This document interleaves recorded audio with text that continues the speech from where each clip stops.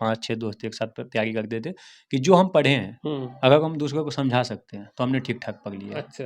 और आपस में ये चलता था क्योंकि हम 6 दोस्त थे और 6 में से 4 अभी क्वालीफाई कर चुके हैं, 2 लोग अभी मतलब अच्छा, तैयारी में हैं। ये सबसे पहले वो सिलेबस को पढ़ें, सिलेबस को वो समझने का प्रयास करें, ठीक है?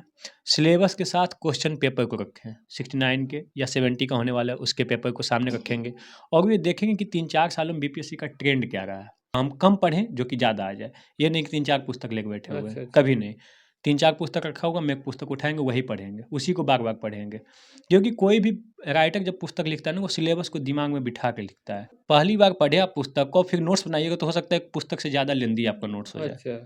क्योंकि आपको ये नहीं पता चलेगा कि क्या छोड़ना है, क्या लिखना है। हाँ, सब लगेगा। तो कम से कम आप जब 3 रिवीजन देंगे ना, तो कुछ चीज़ें 60% चीज़ें माइंड में याद हो जाएँगी और फिर लगेगा कि कुछ चीज़ें जो है भूल सकते हैं, उसका हम नोट्स बना सकते हैं। नमस्कार, मैं अशोक प्रियदर्शी। आज हम 69वीं बीपीएससी परीक्षा के परिणाम में सक्सेस हुए नीतीश पाठक जी से बात करने वाले हैं और यह इनका लगातार दूसरी दफ़ा है। पहले इनका रैंक था 36वां और इस बार का जो रैंक है वो 13वां रैंक है।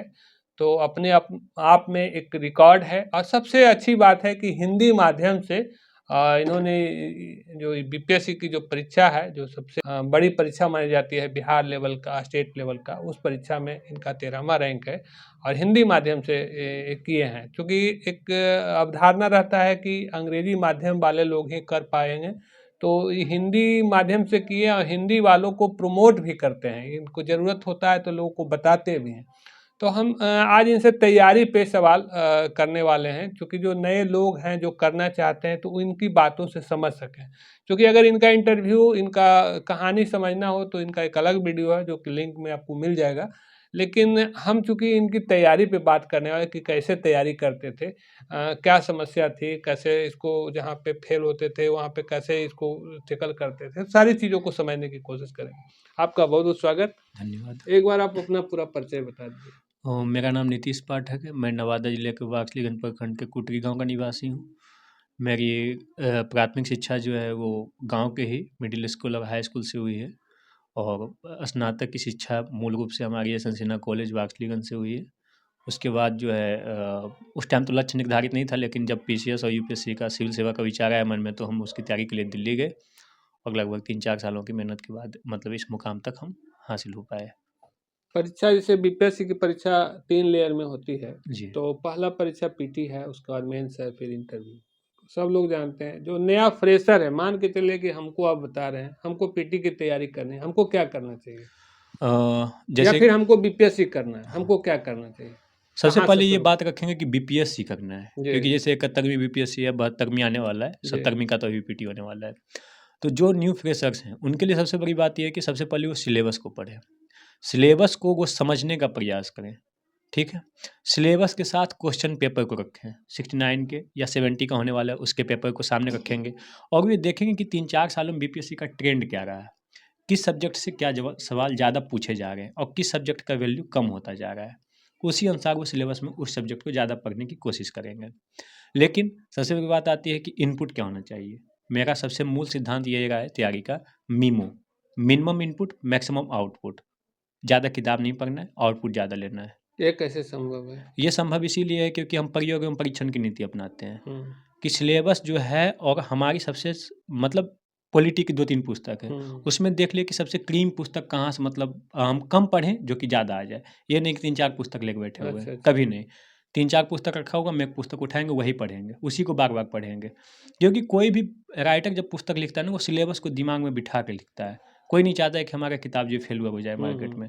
तो बस एक को रखना है और ये ध्यान में रखना है कि हमें कौन-सी पुस्तक समझ में आ जा रही है ना? कई बार ऐसा होता है कि हमारी बुद्धिमत्ता ऐसी है कि बाज़ार में चल रही पुस्तकें हो सकता है हमें समझ में ना आए, दूसरी पुस्तकें समझ में आ जाए। तो अपने अनुसार थोड़ा-सा देख लेना होता है और एनसीईआरटी तो मस्ट इम्पोर्टेंट है। तो एनसीईआरटी और जो स्टैंडर्ड बुक्स हैं, उसको हमने फ़ॉलो किया या उसे वो लोग फ़ॉलो करेंगे। फ़ॉलो करने के बाद कम से कम क्या है कि वो उसे कम से कम 3 बार पढ़ेंगे, जी। है ना? हुँ। क्योंकि कई बार ऐसे होते हैं ना फ्रेशर्स कि नोट्स बनाने नोट्स कुछ नहीं होता है। अच्छा, नोट्स क्या होता है? नोट्स होता है जब एग्ज़ाम की तैयारी के दिन आप उसे कम से कम रिवाइज़ कर सकें। अच्छा। और पहली बार पढ़े आप पुस्तक को फिर नोट्स बनाइएगा तो हो सकता है पुस्तक से ज़्यादा लेंदी आपका नोट्स हो जाए। अच्छा। क्योंकि आपको ये नहीं पता चलेगा कि क्या छोड़ना है, क्या लिखना है। सब लगेगा। तो कम से कम आप जब 3 रिवीजन देंगे ना, तो कुछ चीज़ें 60% चीज़ें माइंड में याद हो जाएँगी और फिर लगेगा कि कुछ चीज़ें जो है भूल सकते हैं, उसका हम नोट्स बना सकते हैं। और फिर आप जो है शॉर्ट तरीके से पॉइंट वाइज़ आप नोट्स बनाएँगे, तो आप एग्ज़ाम के 1 दिन पहले उसे रिवाइज़ कर सकते हैं। तो नोट्स बनाने का सबसे अच्छा तरीका ये है कि पहले हम 3 बार कम से कम किसी भी पुस्तक को 3 बार पढ़ें। और किताब का चयन अपने हिसाब से करें। किताब का चयन अपने अनुसार से ऐसे करें। होता और क्या है ना कि लोग बड़े-बड़े राइटर का नाम बताते हैं, तो उसमें देखिए तो कई बार आदमी कन्फ्यूज़ हो जाता है भी। कई बार ये होता है ना कि अंधाधुन तरीके से हमें किसी पे विश्वास नहीं करना चाहिए। मोस्टली ये देखना है कि हर एक टॉपर्स यूट्यूब पे जो बताते हैं, वो मोस्टली किताब जो कॉमन बता रहे हैं, यानी कि वो किताबें लोग पढ़ रहे हैं। अच्छा। बट कोई हट कर जो बड़ी-सी बुक्स बता रहा है ना, तो उतना पढ़ने का कोई मतलब है ही नहीं, अच्छा। है ना? तो हमें ये देख लेना है कॉमन तरीके से कि टॉपर्स जो बुक बता रहे हैं, 3-4 टॉपर्स के बुक लिस्ट को देख लिए, उसमें जो-जो कॉमन नज़र आया, यानी वही लोग पढ़ रहे हैं, अच्छा। है ना? तो बस इसको ध्यान में रखना है, ज़्यादा हाई क्लास की बुकें नहीं पढ़नी है ना? क्योंकि ये सिविल सर्विस है और जीएस का है, जनरल स्टडीज़ का है, ना कि स्पेसिफिक स्टडीज़ का सब्जेक्ट है। तो हम बात करते तो हैं। ये तो हुआ किताब चयन का, और उसके बाद तो ये जो तैयारी शुरू हुआ, तो ये पीटी के लिए हुआ या मेंस इंटरव्यू सबके लिए होगी? देखिए, सबसे पहले तो तैयारी सिलेबस के लिए होना चाहिए, ठीक है। ठीक है? सिलेबस के लिए हमें तैयारी करना है कि सिलेबस जो है, उसके लिए हमें बुक लिस्ट निर्धारित कर लेनी है। क्लास लेना चाहते हो तो क्लास ले लीजिए, कोई दिक्कत नहीं है। क्लास लीजिएगा तो आपको पढ़ने में और आसानी होगी, क्योंकि मास्टर का समझाने का तरीका थोड़ा अलग होता है होता है, और वो हाँ। आपके दिमाग में फिट हो जाएगा, तो पुस्तक आप जल्दी पढ़ पाएँगे। हुँ। या सेल्फ स्टडी से ही किताब पढ़े हैं, तो उसको 2-3 बार पढ़िए, फिर नोट्स बना के रख लीजिए। नोट्स बनाइए किसका? मेंस का नोट्स बनाइए, ठीक है। ठीक है? फिर जो है, जब पीटी का समय आ जाए, जी। तब ये ध्यान रखिए कि नोट्स को पढ़िए, बार-बार रिवीजन कीजिए और साथ में फैक्चुअल के लिए 1-2 बुक लिस्ट में हम रखे हुए हैं, वो पुस्तक जो है वो फैक्चुअल काम करता अच्छा।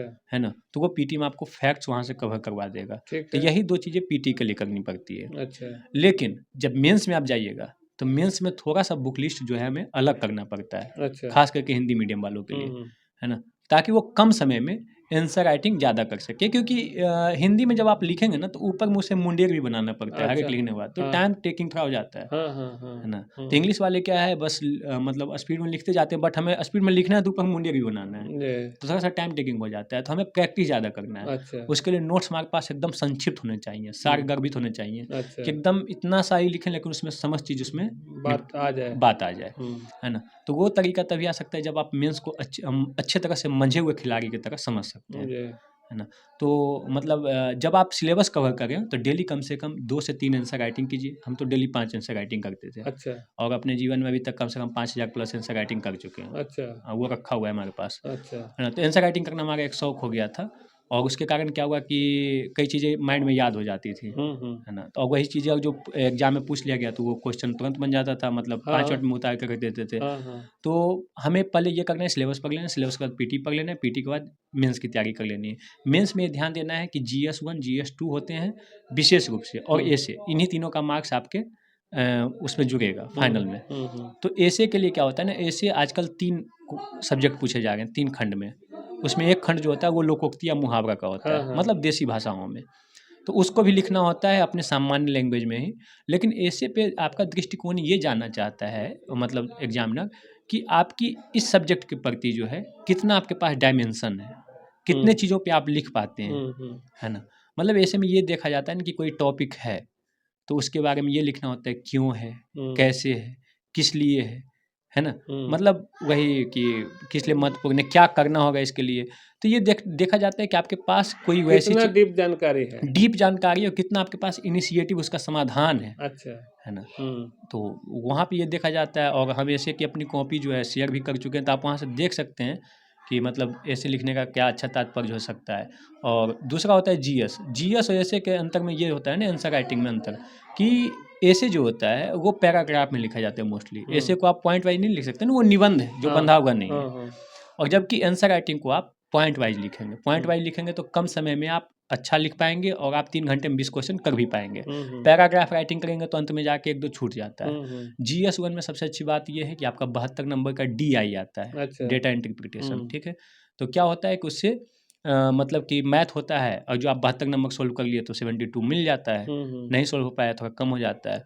तो जीएस में ये ध्यान रखना है कि आंसर राइटिंग आप शुरुआती दौर से ही करें, है ना? आप कभी भी ये मत सोचिए कि अंत में सिलेबस कवर होने के बाद करेंगे तो आपके लिए लेट लतीफ़ा है। अच्छा, स्टार्टिंग में आंसर राइटिंग करेंगे तो 1 घंटे में 1 आंसर हो पाता है। अच्छा, ये हम भी किए थे तो 1 घंटा लगा था और दूसरे लोग अभी आज़मा रहे हैं हमारे गाइडेंस में, उन्हें भी 1 घंटा लगता है। अच्छा, लेकिन धीरे-धीरे ये चीज़ें अंत में घट के आपका आ जाएगा 7 मिनट पे, 6 मिनट पे, अच्छा, है ना? तो ये निरंतर जो है प्रैक्टिस करने का परिणाम होता है। तो आंसर राइटिंग आप स्टार्टिंग से ही करें, जिस दिन से पढ़ना स्टार्ट करें उसके 10 दिनों के बाद से स्टार्ट कर दें, अच्छा। किसी के गाइडेंस में। अच्छा, पीटी और मेंस का जो क्वेश्चन होता है उसमें क्या डिफरेंस होता है? पीटी में मूलतः सवाल जो होते हैं वो फैक्चुअल पूछे जाते हैं, अच्छा, ऑब्जेक्टिव होते हैं और ऑब्जेक्टिव। मेंस के जो मूलतः सवाल होते हैं जीएस 1, जीएस 2 और एसए के, वो क्या होते हैं, वो सब्जेक्टिव होते हैं। अच्छा, उसका जवाब जो है लिख के देना होता है और पीटी में ओएमआर शीट पे गोला भर के देना होता है। अच्छा, लेकिन आजकल बीपीएससी का ट्रेंड थोड़ा-सा क्या है कि वो यूपीएससी की तरफ रुख कर रही है, तो इसके सवालों में भी अब जो है फैक्चुअल कम, थोड़ा-सा कॉन्सेप्चुअल ज़्यादा दिख रहा है। अच्छा, कोई भी क्वेश्चन कोई डिटेल्ड में पूछा जा रहा है, कम से कम उस क्वेश्चन के बारे में 4 ऑप्शन दिए रहते हैं। उस चारों ऑप्शन में ये देखना होता है कि कौन सही है, कौन गलत है। अच्छा, अब सिर्फ ये नहीं है कि इनमें से कौन-सा विकल्प सही है और एक का चयन कर लीजिए। अच्छा, अब 4 विकल्प हैं, उन चारों में से 3 सही होगा, 4 सही होगा, 2 सही अच्छा। होगा, इस टाइप का है, थोड़ा जटिल ओह! बना दिया आपको गया है। कन्फ्यूज़ कर हाँ, देगा। तो आपका थोड़ा-सा हाँ, जो तैयारी हो ना वो स्टैंडर्ड होना चाहिए, स्टैंडर्ड हाँ। है ना? पैटर्न को समझना पड़ेगा कि हुँ, अब वो थोड़ा-सा यूपीएससी की तरफ रुख कर रही है। हुँ। और जैसा कि 69 बीपीएससी में थोड़ा-सा देखें तो यूपीएससी का कुछ पीवाईक्यू भी उसमें आया हुआ था, तो हम ये जान सकते हैं वहाँ से स्टैंडर्ड ट्रेंड को हम जान सकते हैं कि बीपीएससी भी माने यूपीएससी की तरफ। एसे का पार्ट इसमें जुड़ गया है, हाँ, ऐसे का जो पार्ट पहले इंक्लू यूपीएससी में हुआ करता हाँ, था। जो पहले यूपीएससी में हुआ करता था और ऑप्शनल का पार्ट जो है मतलब थोड़ा ऑब्जेक्टिव बना दिया गया है, अच्छा, जो कि पहले रिटन होता था। इंटरव्यू में क्या है? इंटरव्यू 120 नंबर क्या का होता तैयारी है। होना चाहिए उसको? इंटरव्यू में मूलतः तैयारी देखिए अपनी पृष्ठभूमि होनी चाहिए, है हुँ, ना? दूसरा कि आपका वैकल्पिक विषय क्या है हुँ, या स्नातक के दौरान आपका क्या विषय रहा है, हुँ, उसमें आपने कितनी अच्छी योग्यता हासिल की है, क्या जानकारी है। और दूसरा कि 1-2 क्वेश्चन जो होते हैं वो प्रशासनिक मामलों पे होते हैं कि आप कैसा निर्णय ले पाते हैं हुँ, विभिन्न परिस्थितियों में या आपसे कुछ चीज़ों को लेके एक नवाचारी उपाय पूछे जाते हैं कि हुँ। आप महिला सुरक्षा के क्षेत्र में क्या कर सकते हैं या शिक्षा के क्षेत्र में या कृषि क्षेत्र में जो बिहार की पृष्ठभूमि को बढ़ा सकते हैं।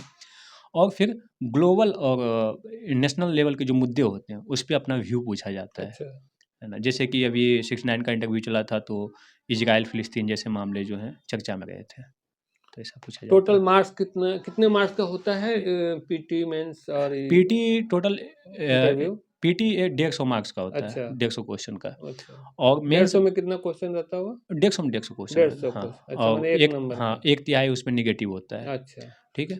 और मेंस में क्या होता है कि जीएस 1 जो होते हैं वो 300 नंबर के होते हैं। अच्छा, जीएस 2 भी 300 नंबर का होता है अच्छा और ऐसे 600 भी 300 नंबर का होता है। तो 900 हो गया। ठीक है? और फिर जनरल हिंदी क्वालीफाइंग 100 नंबर का होता है अच्छा, और ऑप्शनल 100 नंबर का क्वालीफाइंग होता है। अच्छा ये दोनों जुड़ता नहीं ये है। दोनों जुड़ता नहीं है, सिर्फ़ 900 इसमें क्वालीफाइंग होता है, अपने-अपने कैटेगरी के हिसाब से अच्छा, इसमें पास करना होता है। अच्छा 900 और 150 उधर होगा। हुँ। इंटरव्यू का भी लेकिन मार्क्स रहता पीटी है, का मार्क्स नहीं जुड़ता है, नहीं पीटी जुड़ता। सिर्फ़ अच्छा क्वालीफाइबल है। सिर्फ तो कितना का है 3 3-3 900 हो गया इधर और हाँ, 120 का आपका हो गया इंटरव्यू, अच्छा है ना? इंटरव्यू 120 का रहता 120 का। है। उसी पे मार्किंग होता उसी है। पे टोटल मार्क्सिंग होता है, उसके बाद आपका फाइनल मेरिट बनता है। आप तो यूपीएससी भी बैठे हैं, यूपीएससी में भी? हाँ, यूपीएससी में हम 3 बार बैठे हैं, है ना? अच्छा, और 3 बार में मतलब एक होता है ना कि खुद से बैठना, खुद से सीखना, तो हाँ। अच्छा प्रयास मतलब रहा है और हम बहुत कुछ सीखे भी हैं, सोचेंगे कि उसे अच्छे आगे तरीके से अपनाने की कोशिश करें। यूपीएससी और बीपीएससी में आपको क्या फ़र्क लग रहा है?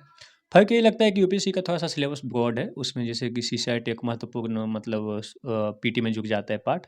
उसका 2 शिफ्ट में एग्ज़ाम होता है, एक जीएस का होता है, एक सीसैट का होता है। सीसैट थोड़ा-सा उसमें अलग टाइप्स का होता है ना? और दूसरा कि उसमें मेंस के स्तर पे जटिलता होती है। जैसे उसमें इसमें 2 पेपर होता है, जीएस 1 और जीएस 2, उसमें होता है जीएस 4 तक, अच्छा, है ना? जीएस 1, जीएस 2, जीएस 3, जीएस 4 और उसमें एथिक्स जीएस 4 होता है, थोड़ा-सा अलग उसमें ट्रेंड होता है एथिक्स का। और उसमें ऑप्शनल, अच्छा, ऑप्शनल का 2 पेपर होता है। कोई भी सब्जेक्ट लीजिएगा उसका 2 पेपर बना के उसमें ऑप्शनल होता है। अच्छा। तो ये थोड़ा-सा वहाँ पर का ट्रेंड बदला हुआ है और वहाँ ये मतलब वो भी तो इंटरव्यू में जीएस ज़्यादा मतलब मार्क्स का जनरल होता है। स्टडीज़, हाँ, जी जनरल स्टडीज़। तो उसमें कोई सब्जेक्ट डिफाइन है? हाँ, सब्जेक्ट डिफाइन है। अच्छा, जीएस 1 में क्या पूछे जाएँगे, कौन-कौन से सब्जेक्ट पूछे जाएँगे। कौन-सा सब्जेक्ट है? जीएस 1 में यूपीएससी में मूलतः सवाल जो है इंडियन हिस्ट्री से, अच्छा, आर्ट एंड कल्चर से, अच्छा ज्योग्राफी से, इंडियन सोसाइटी से पूछे जाते हैं। और जीएस 2 में? जीएस 2 में जो है सवाल जो है पॉलिटी से, है ना? और फिर सोशल जस्टिस से, इंटरनेशनल रिलेशन से, मोस्टली सवाल इससे पूछे जाते हैं। कॉमन है, सभी से यही हाँ, सबका सवाल सिलेबस डिफाइन किए हुए यूपीएससी, अच्छा, है ना? हाँ, जीएस 3 में सवाल जो है साइंस टेक्नोलॉजी से, इंडियन इकोनॉमी से, एनवायरनमेंट से, है ना? और इंटरनल सिक्योरिटी शायद देखना अच्छा, पड़ेगा। तो इससे सवाल पूछे जाते हैं, और GS4 में एथिक्स से पूछे जाते हैं अच्छा। सवाल। और इसमें बीपीएससी में? बीपीएससी में GS1 और GS2 का पार्ट है। GS1 में मूलतः हिस्ट्री है, और उसके बाद थोड़ा देखना पड़ेगा। अच्छा। और बाकी जैसे जो सब्जेक्ट रखने की बात होती है, तो वो कितना माने कितना कौन सा कितना सब्जेक्ट रखना होता है? सब्जेक्ट आप एक ही रख सकते हैं एक। ऑप्शनल के स्तर पे, अच्छा। है ना? कि वहाँ भी यूपीएससी में भी और बीपीएससी में भी एक सब यूपीएससी में रखिएगा तो एक ऑप्शनल का 2 पेपर होता अच्छा। है ना? पेपर 1 और पेपर 2 एक ही दिन में पेपर 1 हो जाएगा और सेकंड शिफ्ट में पेपर 2 तो हो जाएगा। उसका मार्क्स काउंट नहीं हाँ, होता? उसका मार्क्स वहाँ पे काउंट होता है, अच्छा। वहाँ पे होता है। तो यहाँ पे जैसे जो पेपर रखेंगे लोग, तो उस कितना नंबर का होता होगा? यहाँ बीपीएससी में 100 नंबर का होता 100 है। नंबर का। हाँ, मान लीजिए कोई हिस्ट्री का है। हाँ, तो वो 40 जनरल कैटेगरी से तो 40 नंबर उसे लाना होगा। अच्छा, वो केवल पास हाँ, मार्क्स है। पास मार्क्स है, 40 से आप ऊपर लाइए अच्छा, किसी कोई बाकी सबका सिलेबस सब कुछ एक है, सब उसमें कुछ है। कहीं नहीं कि जो आप स्पेशलाइज हैं किसी सब्जेक्ट में, हाँ, उससे कोई इकोनॉमिक्स से, मतलब नहीं, इंग्लिश से, तो वो कोई मैटर कोई नहीं मैटर करता। नहीं करता है। एक चीज़ और बताइए, चूँकि आप हिंदी माध्यम से 2 बार निकाले हैं, तो हिंदी और इंग्लिश में क्या फ़र्क है? फ़र्क कुछ नहीं है, फ़र्क हम इतना देखें अपनी तैयारी के दौरान कि इंग्लिश मीडियम का कंटेंट जो होता है ना, वो मतलब कह सकते हैं बड़ा ही चुस्त होता है, मतलब अच्छा। बँधा हुआ रहता है, सधा हुआ रहता है। और हिंदी मीडियम का कंटेंट थोड़ा बिखरा हुआ रहता है, हुँ। थोड़ा-सा कम कंटेंट उपलब्ध है। अब क्या है कि तो हम क्या किए थे कि मतलब विभिन्न जो हिंदी माध्यम के कंटेंट हैं, उसको इंग्लिश मीडियम से कई बार ट्रांसलेट करके खुद का नोट्स बनाए, हुँ। है ना? उससे फिर अप्लाई किए, तो परिणाम अच्छा रहा। तो कंटेंट के स्तर पे कह सकते हैं, बाकी ऐसा नहीं है कि कोई विशेष स्तर से पे परेशानी होती है, ऐसा कुछ नहीं है। पढ़ने के लिए क्या करते थे? मतलब कि रट्टा मारते थे या रिवाइज़ करते थे? क्या देखिए, करना सबसे रहता? पहले जब हम क्लास किए थे तो कॉन्सेप्ट को समझने का प्रयास करते थे, हुँ। क्योंकि जब एक बार आप कॉन्सेप्ट समझ लेते हैं तो फिर आप किसी दूसरे को समझा सकते हैं। अच्छा। और हमेशा ये होता था कि हम लोग का मूल सिद्धांत हमारे दोस्तों का ये था, हम लोग 5-6 दोस्त एक साथ तैयारी करते थे कि जो हम पढ़े हैं, हुँ। अगर हम दूसरों को समझा सकते हैं तो हमने ठीक-ठाक पढ़ लिया है। अच्छा। और आपस में ये चलता था क्योंकि हुँ। हम 6 दोस्त थे और 6 में से 4 अभी क्वालीफाई कर चुके हैं, 2 लोग अभी मतलब अच्छा, तैयारी में हैं। ये एक अच्छा ट्रिक था। हाँ, ये अच्छा ट्रिक था, हाँ। और अभी भी वो दोस्ती कायम है और हाँ। यूपीएससी के लिए भी कायम है अभी, है ना? तो उसमें क्या करते थे कि पढ़ते थे, फिर एक-दूसरे को समझाते थे, जहाँ कोई दिक्कत पहुँचता था तो लोग एक-दूसरे से बात भी करते थे। हुँ। तो यही था उसमें मेन रूप से। आपको तो स्कॉलरशिप भी मिला था, तो किस बात को लेकर के मिला? दरअसल दृष्टि नामक एक कोचिंग संस्था है, वो विद्यार्थियों को स्कॉलरशिप अस्मिता छात्रवृत्ति योजना के तहत प्रोवाइड करवाती है। उसमें क्या था कि टैलेंटेड जो होते हैं, इंटेलिजेंट स्टूडेंट, उन्हें 35 बच्चों को समथिंग 50 का आंकड़ा था, लेकिन 35 बच्चों को वो प्रत्येक साल फ्री में छात्रवृत्ति मुहैया करवाती है। तो उसमें उनका पीटी मेंस इंटरव्यू का चरण होता है, उन तीनों को पार करना होता है। अच्छा। तो उसी के थ्रू अस्मिता छात्रवृत्ति योजना 2.0 के तहत हमें सिलेक्शन किया गया था और हम उसमें उसके लाभार्थी बने थे। अच्छा, तो उसमें मतलब ऐसे मोटा-मोटी अगर कोई आम आदमी खर्चा करना चाहे तो कितना खर्च हो जाता होगा, एक स्टूडेंट को तीनों फेज़ पार करने के लिए? माने यस। अगर लोग खर्च करना चाहेंगे उस काम के लिए जो आपको फ्री में मिल रहा है, तो हाँ, उसके लिए कितना उसके लिए खर्च? कम से कम 5 लाख प्लस अच्छा, रहना-सहना सब फ्री है? सब फ्री है। रहना खाना रहना, खाना-साना सब कुछ फ्री है। कोचिंग मटेरियल, कोचिंग करना वो भी फ्री है। अच्छा। कुल मिलाकर अभी हम समझने की कोशिश कर रहे थे नीतीश पाठक जी से कि इन्होंने कैसे तैयारी कर रखी थी, कैसे करना चाहिए, गाइडेंस भी दिए हैं, और किन्हीं को और ज़रूरत है तो उसके लिए 24 आवर और 24/7 का ऑफ़र किए हुए हैं कि भाई जिनको ज़रूरत है हमसे संपर्क कर सकते हैं। और इस टेलीग्राम पे लोगों को नोट्स भी मुहैया कराते हैं, जो इनका कॉपी है वो भी मुहैया कराते हैं, जो भी ज़रूरी जानकारी होती है उसको उपलब्ध कराते हैं। जो तैयारी करने वाले उनको ज़्यादा लाभ होगा। बहुत-बहुत धन्यवाद।